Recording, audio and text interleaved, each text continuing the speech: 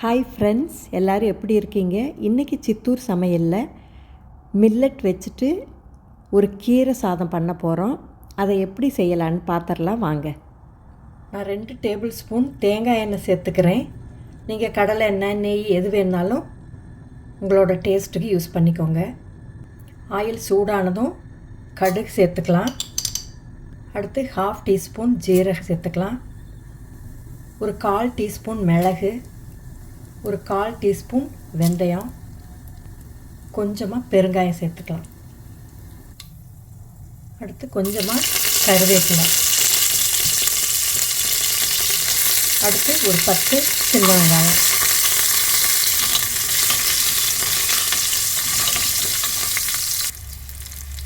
அடுத்து ஒரு 4-5 நாட்டு பூண்டு இந்த மாதிரி இடித்து சேர்த்துக்கலாம்.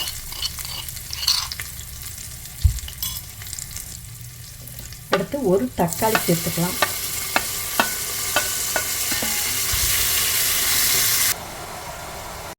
அடுத்து 1 கப்பு க்ளீன் பண்ண முருங்கைக்கீரை சேர்த்துக்கலாம். நீங்கள் எந்த கீரை வேணுனாலும் யூஸ் பண்ணிக்கலாம். இதை நல்லா வதக்கிக்கலாம். முருங்கைக்கீரை நல்லா வதங்கிருச்சு. இப்போ ஒரு 1/2 டீஸ்பூன் மஞ்சள்தூள் சேர்த்துக்கலாம். அது கூடவே 1 டீஸ்பூன் சாம்பார் பவுடர் சேர்த்து நல்லா மிக்ஸ் பண்ணிக்கலாம். அடுத்து 1 டேபிள் ஸ்பூன் திருகின தேங்காய் சேர்த்துக்கலாம்.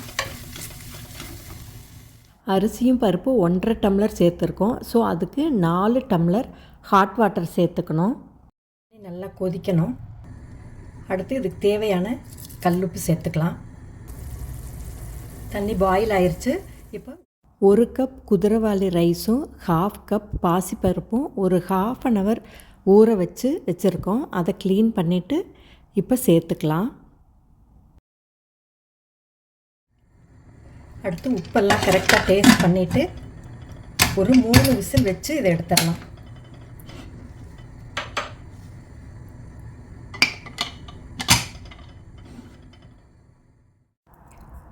குக்கர் ஆறிடுச்சு. இப்போ ஓப்பன் பண்ணி பார்த்துடலாம். சாதம் நல்லா குழஞ்சி வெந்திருக்கு. நல்ல வாசனையாகவும் இருக்குது. பார்க்கவே சூப்பராக இருக்குது. இதில் நெய் போட்டு சாப்பிட்டா அவ்வளோ டேஸ்ட்டாக இருக்கும். இப்போ இதை சர்விங் டிஷ்ஷுக்கு மாற்றிக்கலாம். நீங்கள் எந்த கீரை வேணுனாலும் உங்களுக்கு விருப்பப்படி சேர்த்துக்கலாம். தண்ணி அதிகமாக சேர்த்து கொஞ்சம் கொழன்னு இருந்தால் தான் இந்த கீரை சாதம் டேஸ்ட்டாக இருக்கும். இதை ட்ரை பண்ணி பாருங்கள். மறக்காமல் சித்தூர் சமையலை சப்ஸ்கிரைப் பண்ணுங்கள். தேங்க்யூ.